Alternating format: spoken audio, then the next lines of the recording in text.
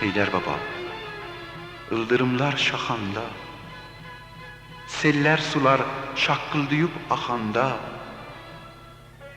qızlar ona səhv bağlayıb baxanda, səlam olsun şövkət üzə, el üzə, mənim də bir adım gəlsin dil üzə.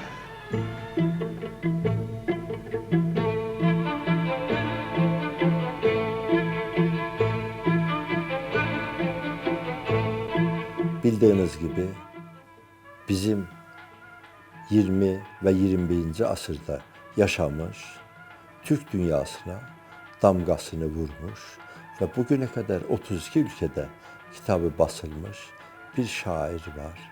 Onun ismi Mehmet Hüseyin Şehriyar. Mehmet Hüseyin Şehriyar iki dilde çok büyük eserleri vardır. Farsça ve Türkçe.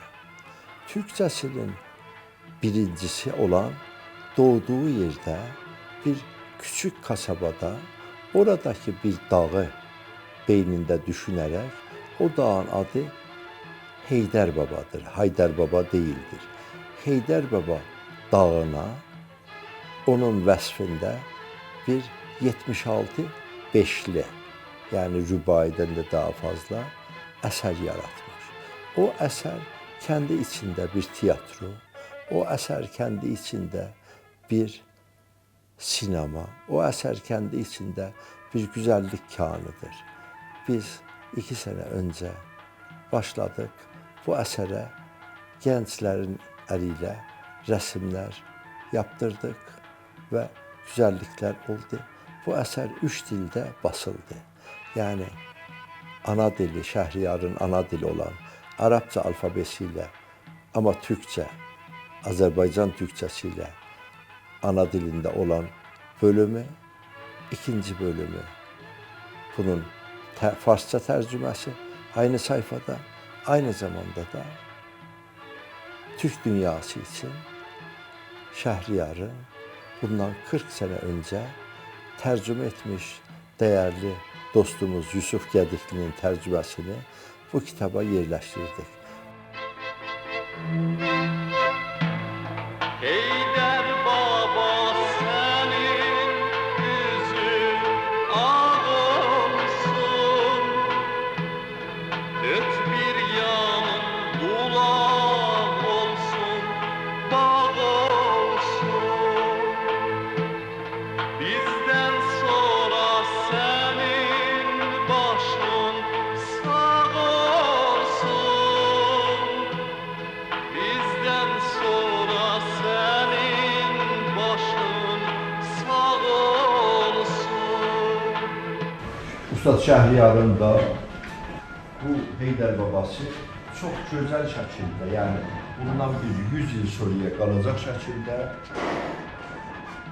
başlansın ve halkımızın yüreğini münevver etsin. Çok sağ olun.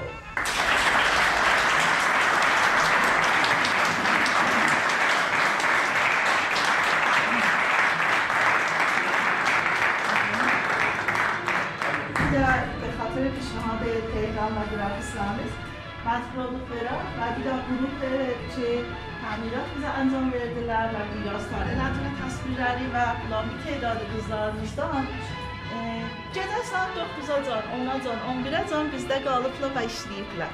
Burada 2 yıl qabaq eşq hərəkətə geçdi.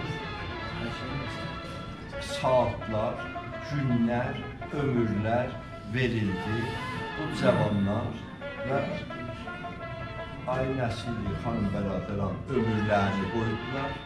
Bir də onun ki, hiç qulunu çeşmədaş bir maddi olsun, gecə gündüzlərini verdilər. Bu gecə gündüzü vermələrlə birlikdə nəticə gəldi bir gözəl bir əsərə. Qədimdən deyiblər, biz yadımızdan çıxadırıq ki, bir əlin nəsi var, 2 əlin səsi var.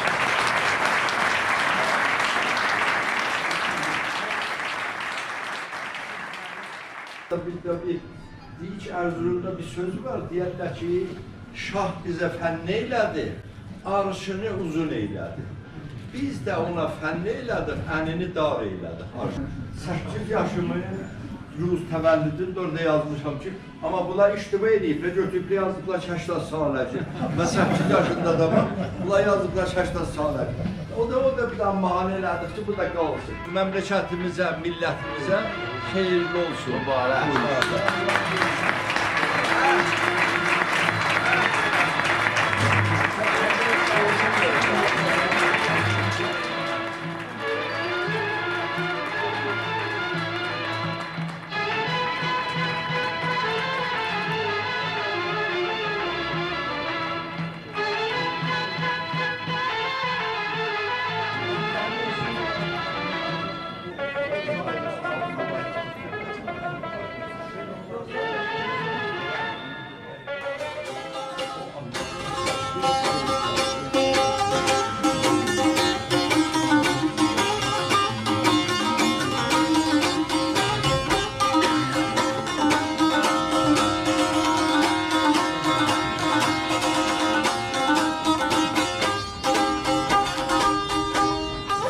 پیرم و گاهی دلم یاد جوانی می کند می رسد برگی به پایان و سپهر بایگان دفتر دوران ما هم بایگانی mi kund. Ümid ederim ki bu kitabı alıp okumaktan büyük bir zevk alırsınız.